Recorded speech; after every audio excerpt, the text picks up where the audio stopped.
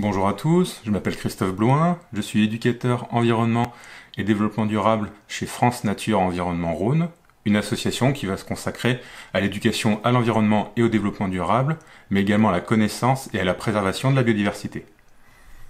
En ces temps de confinement, nous avons décidé de réaliser quelques petites vidéos sur des sujets un peu naturalistes, et pour ma part, comme on est en pleine période des beaux jours, j'ai décidé de réaliser cette vidéo sur la relation entre trois insectes bien connus, qui sont le puceron, la coccinelle et la fourmi. Le puceron est un tout petit insecte, bien connu des jardiniers, de la famille des Aphididae, où l'on retrouve également les cochenilles. Il existe beaucoup d'espèces affiliées à ce que l'on appelle une plante hôte, que les individus vont exploiter pendant la majorité de leur existence.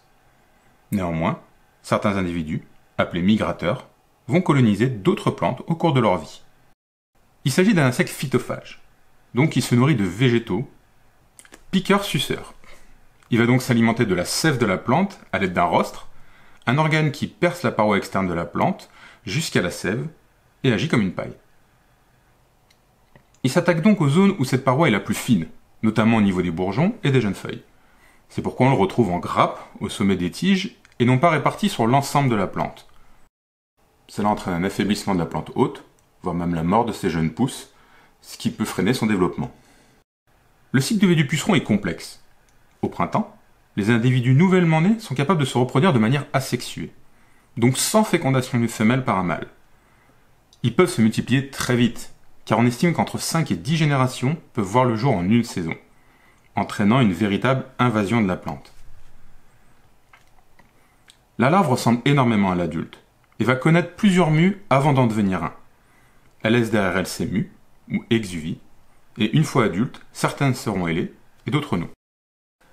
Les pucerons se déplacent très peu, et seuls les individus ailés vont migrer vers d'autres plantes. Elles ont donc du mal à digérer le sucre contenu dans la sève, et pour cela, elles vont établir une stratégie qui va consister à évacuer ce sucre par leur arrière-train, sous la forme d'une petite goutte appelée miella. Ce miella sera ensuite évacué à l'aide des pattes arrière sur les feuilles avoisinantes. Les pucerons disposent de quelques prédateurs, dont le plus connu est la coccinelle. La coccinelle est un insecte de la famille des Coccinellidae et de l'ordre des coléoptères, où on retrouve un grand nombre d'insectes tels que les scarabées, les lucanes ou encore les charançons. Au passage, pour mettre fin à une légende fort répandue, non, les points sur les élytres des coccinelles ne correspondent pas à leur âge, mais sont spécifiques à leur espèce, ce qui va permettre de faciliter leur identification. Elle a un cycle de vie relativement simple, proche du papillon. D'un œuf sort une larve, qui va grandir pendant environ 3 semaines, jusqu'à évoluer à un stade de nymphe. La larve va se fixer sur une feuille à l'aide d'une soie, s'immobiliser, et commencer un processus de métamorphose jusqu'à la forme adulte. Il s'agit d'un insecte polyphage, donc capable de consommer des aliments variés, tels que des végétaux, des animaux ou encore des champignons. Mais cette alimentation est sélective, contrairement à un régime omnivore. La coccinelle est donc très friande de pucerons, aussi bien à son stade larvaire qu'au stade adulte, et il est capable d'en manger jusqu'à 50 par jour. C'est cette voracité qui est très appréciée des jardiniers, car il va permettre de limiter la prolifération des pucerons. Mais il va devoir faire face à un défenseur des pucerons, la fourmi. Cet insecte, de la famille des Formicidae et de l'ordre des hyménoptères, où l'on retrouve également les abeilles et les guêpes, a un lien très important avec le puceron.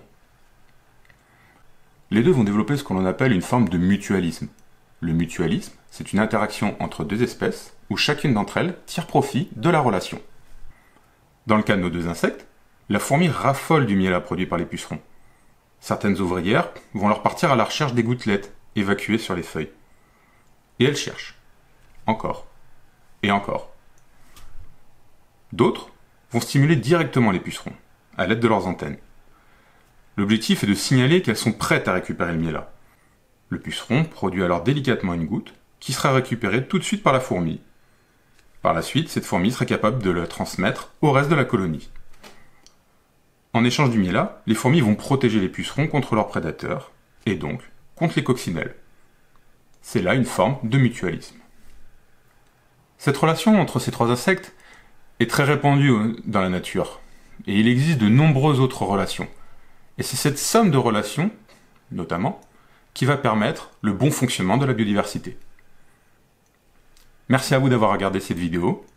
À bientôt et portez-vous bien.